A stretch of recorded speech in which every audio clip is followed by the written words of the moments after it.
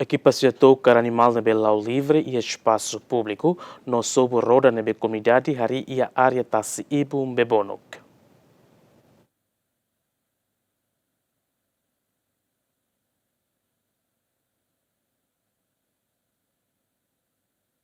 Equipa conjunta nebe liderado Sisiatou Quintane continua a operação e a área Tasibun Bebonuk, onde controla animal sira nebe lau livre e espaço público. Operação ne equipa conjunta consegue cair animal nebe lau livre e espaço público. No sobo mos roda nebe comunidade Hakoi, auditor e a área Tasibun Bebonuk. Diretor Nacional Higiene Ordem Pública Siatou, Egas José Caetano, suba comunidade atulabele husika animal lau livre e espaço público e a cidade de Li. Maka animal sira husika aqui a cidade urbana ka estrada público ne tem que ser a operação ne na tu cair prende e depois ne na in bahalo negociação para tu selo qualidade maka fo fali ne na ne lá é car equipa posto matalo operação batau ya posto município mahalo operação tau ya município para atualista dia e depois for ba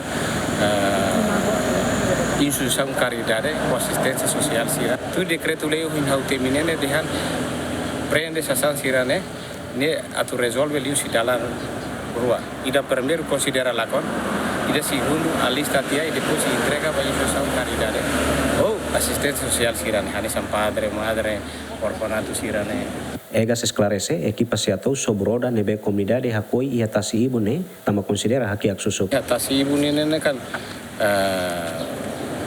susuk sira ne nukal susuk sira mai kane ema mai tur susu mai tata ema kan memoras ne kan roda kon fabrik kane udam ben na kono susu komese kane tori kane aumenta barak tambah ne maka kita tu kalau be Tasi Ibu sira ne ta kon fare pamos ne roda sira hambre ka soyar biru ne teng sira rumah. Tuir decreto lei número 300 bararing robalu kono ba higiene ordem pública bando cidadão sira atau husika animal e espaço público sira e cidade de Li. Abrão Amaral, GMN.